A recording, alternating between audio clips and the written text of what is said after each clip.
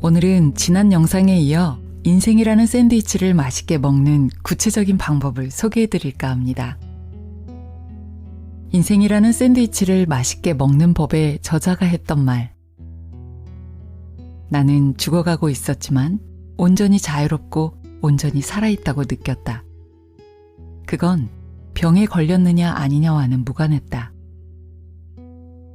어느 순간에든 어느 때든 삶은 달라질 수 있다. 기억하시나요? 예후가 좋지 않은 식도암 진단을 받고 죽음을 향해 가고 있던 그가 어떻게 온전히 자유롭고 온전히 살아있다고 느끼며 살아갈 수 있었는지, 그리고 자신의 삶을 더 환하게 맛있는 순간으로 바꿔내며 살아갈 수 있었는지, 그가 사용한 여러 도구 중 2가지를 소개하려고 합니다. 하나는 하트메스 연구소에서 개발한 퀵코어런스라고 부르는 방법입니다. 그리고 또 다른 하나는 여기저기서 너무 많이 들어 식상하다고 생각될 수도 있는 감사하기입니다. 사실 식상할 만큼 많이 들었다는 건 그만큼 중요하고 또 그만큼 힘이 있다는 반증이 아닐까 싶어요. 자, 그러면 감사하기에 관한 그의 글부터 만나보겠습니다. 나는 이번 생애에 이 별에서 이 사람으로 살 기회를 얻은 데 감사한다. 이런 사랑과 지지를 받을 수 있다는 데 감사한다. 오늘 죽는다면 내 삶은 멋진 인생이 될 것이다. 인간관계는 언제나 대다수 사람들에게 인생이라는 샌드위치의 주 재료가 된다. 그리고 감사하기는 그 재료들을 감싸주는 빵이라고 할 수 있다. 우리는 대부분 선물이나 친구나 친절한 행동, 때로는 그저 좋은 식사에도 감사함을 느끼지만, 그러한 것들이나 순간들에 의식적으로 감사하는 시간은 하루 중 얼마나 될까? 감사를 습관으로 삼는 일은 참 드물다. 감사하기를 날마다 실천하면 삶의 초점을 우리가 귀중하게 여기는 것들에 맞출 수 있다. 힘겨운 일이나 측면도 여전히 눈에 들어올 테고, 그런 일들도 해결해야겠지만 정서적인 초점은 감사함으로 옮겨갈 것이다.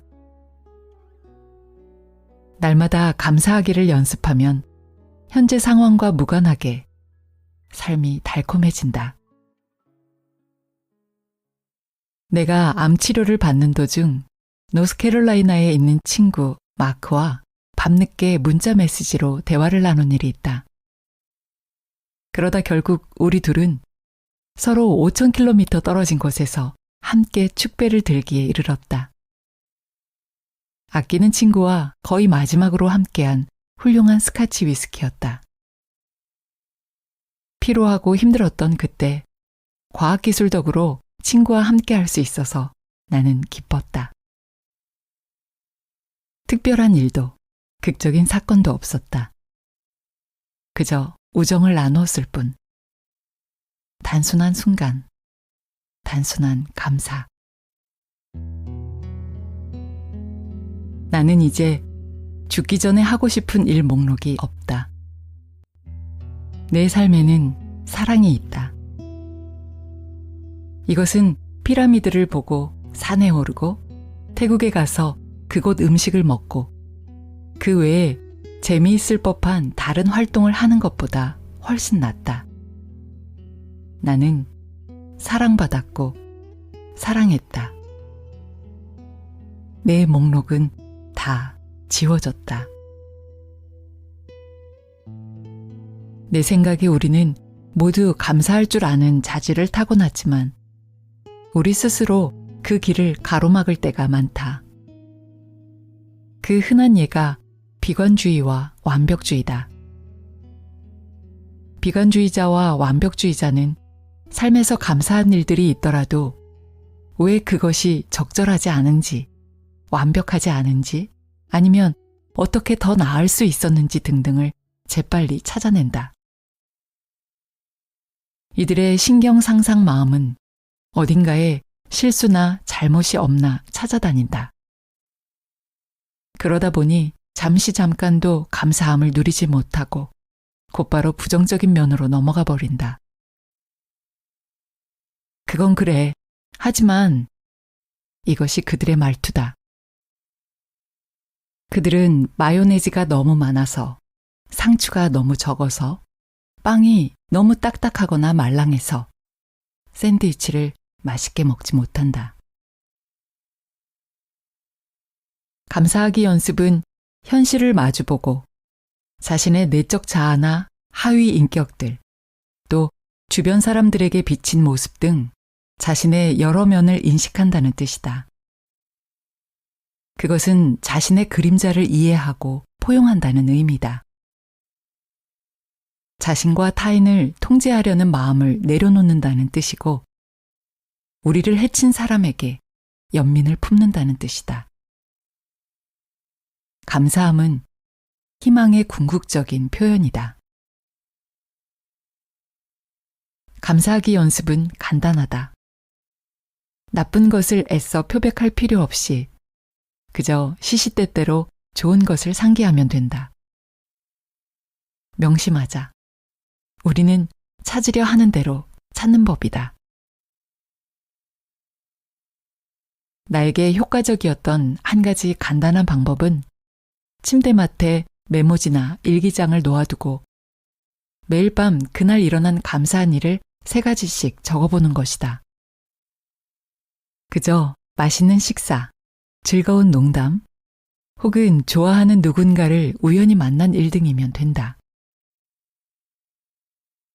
이 연습을 하다 보면 날마다 적을 것들을 찾고 세상에서 일어나는 잘못된 일보다는 좋은 일에 초점을 맞추기 시작하게 된다. 이 연습을 3주 정도 하고 나면 뭔가 달라진 점을 발견하게 될 것이다. 감사함을 느끼도록, 심지어 낙관적으로 되도록 뇌를 개조하고 있기 때문이다.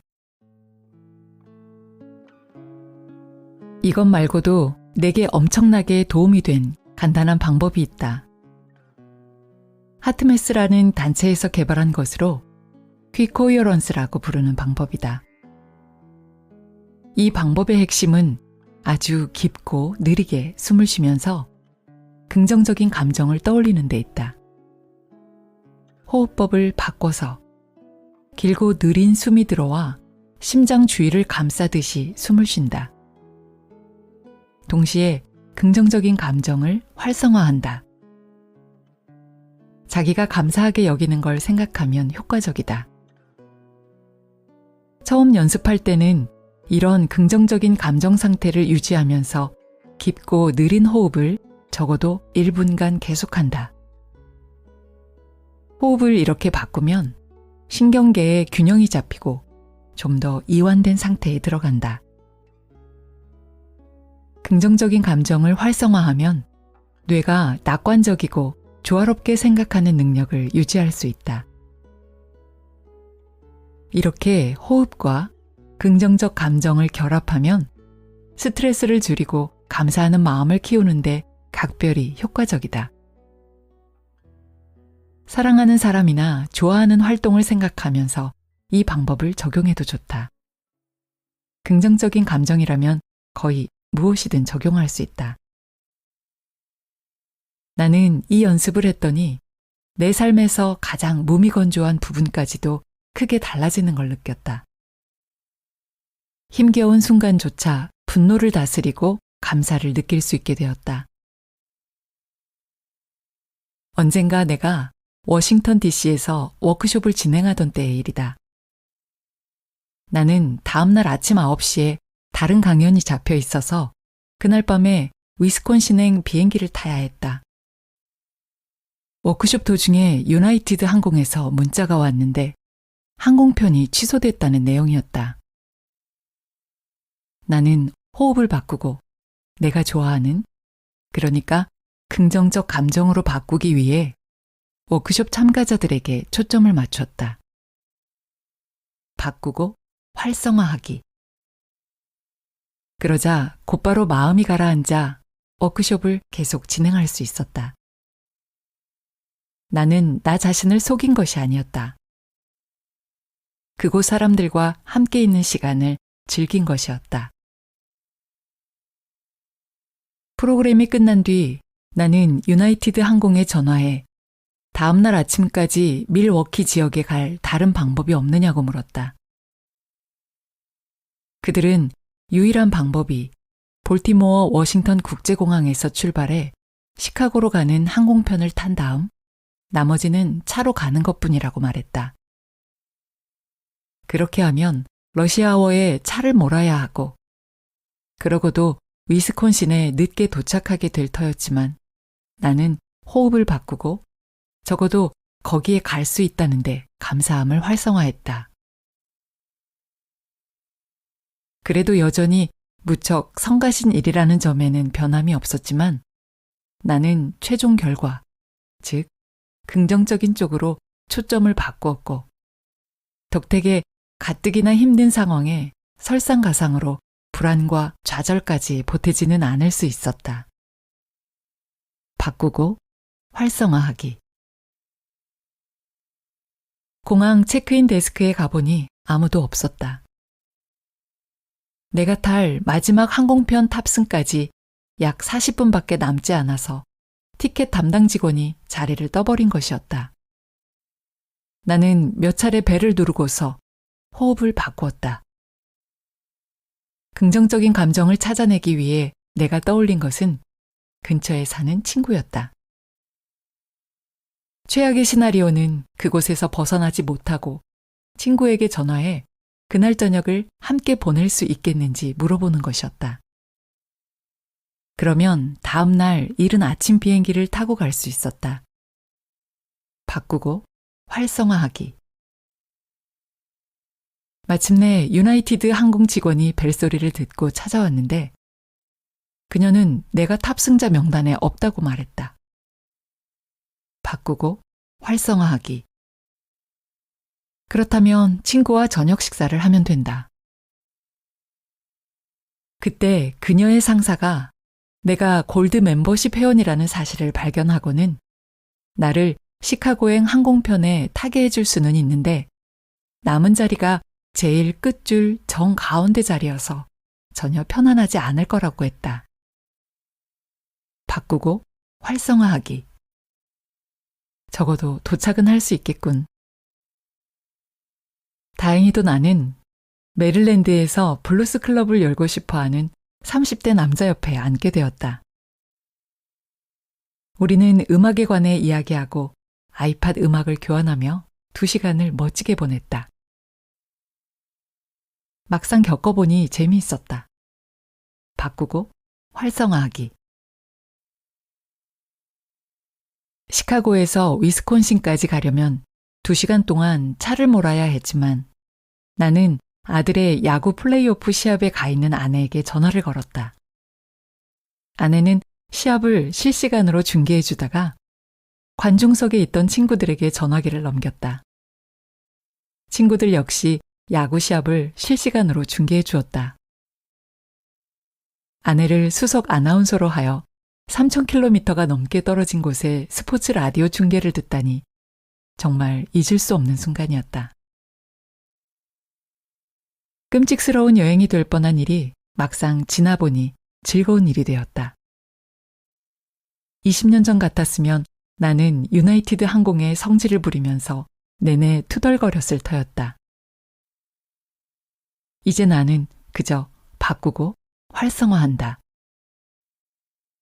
눈앞에 닥친 일을 처리하고 앞으로 나아가는 것이다. 암에 대처할 때 이 단순한 방법은 큰 효과를 발휘했다. 화학요법을 받느라 거지 같은 기분으로 6시간 동안 앉아 있으면서 나는 화학요법이 내 암세포를 죽이고 있다고 상상하는 쪽으로 초점을 바꾸고 치료를 대하는 내 태도를 바꾼다. 방사선 치료 테이블에 누워있는 동안에도 이 방법을 활용해 호흡을 바꾸고 암세포가 점차 줄어들어 사라지는 영상을 활성화한다. 고통이 희망이 된다. 나는 이 기법으로 아플 때도 집에서 즐겁게 지내는 방법을 터득했다. 일을 해서 수입을 올리지 못한다고 앓는 소리를 하는 대신 바꾸고 활성화해서 좋은 영화를 감상한다. 필모어에서 하는 록 콘서트에 가도 서서 관람하지 못한다고 징징대는 대신 바꾸고 활성화해서 더 일찍 공연하는 앉아서 볼 수 있는 콘서트에 간다. 인생은 계속 흘러간다. 그저 예전과 달라졌을 뿐 좋은 샌드위치는 여전히 좋은 샌드위치다. 나는 이런 간단하고 일상적인 연습으로 감사하는 마음을 키우고 강화할 수 있었다. 그래도 여전히 문제가 발생하면 거기에 초점을 맞추고 문제를 해결할 수 있다. 그저 시시때때로 감사하면서 자신을 좀 쉬게 해줄 뿐이다. 바꾸고 활성화하는 것이다. 나는 날마다 내가 하는 일에 감사하며 내 이력을 가꾸어 왔다. 더는 일하지 못하게 되었을 때는 생각을 바꿔서 아내와 함께 있을 수 있게 된 점에 감사했다. 나는 일하고 싶은 갈증을 해소하려고 자원봉사자 일과 블로그에 글쓰기를 발견했다. 감사는 삶이 계속 흘러가게 하는데 도움이 된다. 삶은 곧 유연성이고 죽음은 곧 경직성이다. 사후 경직이란 말은 괜히 생긴 것이 아니다. 또 나는 감사하기를 좀 더 심오한 방식으로도 적용한다. 15년 전쯤 일이다.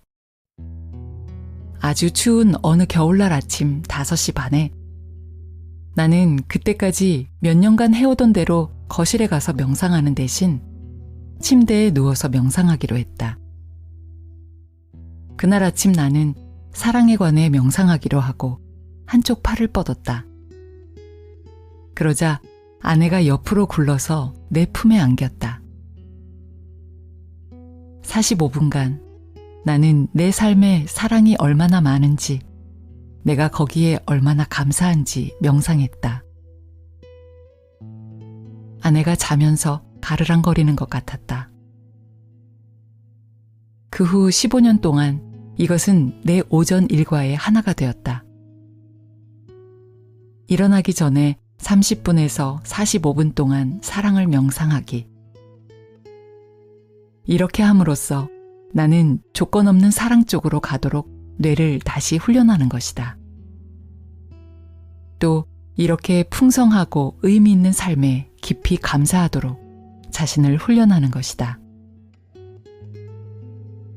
하루를 시작하기에 얼마나 멋진 방법인가. 감사하고 사랑하기.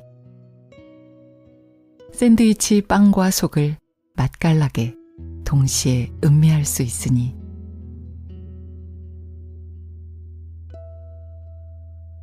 어떠셨어요?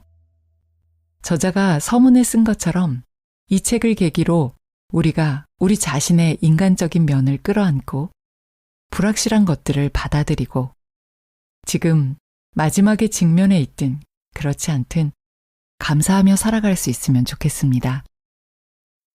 어느 순간에든 어느 때든 삶은 달라질 수 있다는 걸 기억하면서요. 오늘도 몸과 마음과 영혼의 평화를 기원합니다.